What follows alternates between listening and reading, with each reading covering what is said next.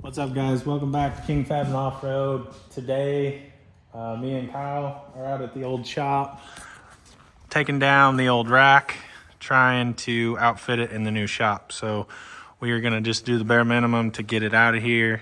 I'm gonna take a few things while I'm here, and not gonna do a lot on taking it down. This is a cheaper Amazon lift. I don't think I ever went over this as far as what it was like back in the day, but it is literally like one of their, I want to say I paid like $2,000 for this thing. And it's a great little lift. It's built a little bit smaller. Some of the way the rack is and the stilts in it aren't great, but I'm going to take it to the other shop, like I said, just to have it for now while I'm finishing it out and be able to work in there. So I'm going to get this down, and then maybe on the putting it up process, I'll do some more on it, but that's what I'm up to today. All right. Hour and a half or two later, we are lacking in the rack department. No lift up in here anymore, which is what we were going for. Got it on the trailer there. Kind of heavy, kind of not. But we are gonna get that over there and get it laid out and hopefully get it going up. Quite a bit has transpired since I talked to you last. It's a few hours later, and I have everything transferred to the new shop. I've got the posts stood up. It wasn't too big of a deal, really, as far as getting them stood up. I just got everything squared. I anchored one bolt. I'm doing this by myself. I know that is totally not smart or anything, but all of this was already installed, so I kind of have an advantage where this top beam, it's kind of set at a certain width. It's kind of universal for different spans and heights. So it was just literally bolted together and wasn't tweaked and isn't messed up. So I have the ability to just take this and set it right up there. So in order to do that, like I was just saying, I just put a singular bolt in this corner and I squared that side up. Now I'm doing that so that way I have this side to kind of lean on. It's kind of tight, at least to where it can't fall over. And then I'm gonna lift this up there. It kind of hooks. It's hard to tell here. See if I can get you zoomed in or not now.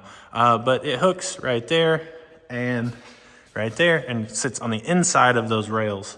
So I don't think it'll be a big deal. It's probably like a 70-pound bar altogether. So I'm gonna just kind of manhandle it up there in the middle and set it up. And hopefully I can do that myself. If not, I'll call in some help. But that's where we're at so far.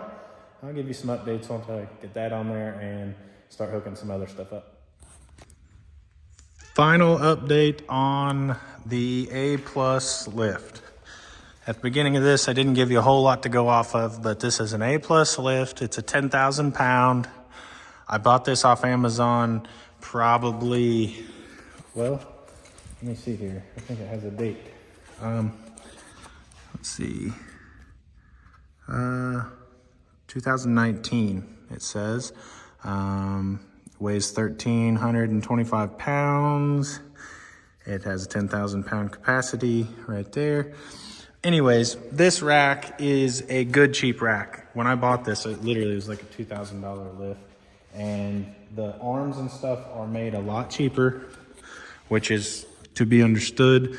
I would classify this more like an 8,000 or 9,000 pound lift, just based off of the work that I do, because I work with 12,000 pound, 15,000 pound lifts, and they are obviously twice the size of this. Now, as far as the structure of the main beams, those are all very similar, but the actual arms, I mean, another thing is this particular brand, they don't extend very far, so it makes it kind of hard to do any bigger trucks like I like to work on.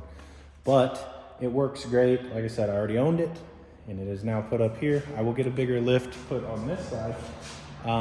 But in the meantime, I have something I can do the small Toyota stuff, the cars, you know, it doesn't hurt to have a smaller lift and a bigger lift later on. So once I get my insulation done, I finish the inside of this thing, we will move on to getting a bigger rack over here. But this one's moved and I'm happy, it all works. I got it wired. I'm gonna junction, that's kind of not proper right now. I'm gonna junction that over to the other one at a future date, simply because you can't use them both at the same time. And the load that these things pull isn't very much. I think I don't even know, it says a few amps. It's not bad. So anyways, all that. This has manual locks, which isn't real fun, but easy to mess with. You just pull the little tethers, one over there, one over here, and then you let it down. But that is all I've got for you right now, guys. The rack install in the new shop. At least I got a little content out for you. Don't forget to subscribe, like my videos if you don't mind helping me out there. And we are getting this close. I'm reaching out to a couple other spray foam insulation places. I am kind of tired of waiting. I know that seems to be a thing with this shop so far. I get it, we're in a weird time of the year. Certainly been cold, and you can't spray foam, especially a metal building, unless it's really warm outside or the sun's shining and it gets above freezing. And we're just now getting into that, hopefully the next week or two. So hopefully I can get my insulation done. Then we can outfit this place a little better, get some stuff moved in here, and actually have a shop to work out of. So that's what I got for you so far, guys. I appreciate you for watching, and I will catch you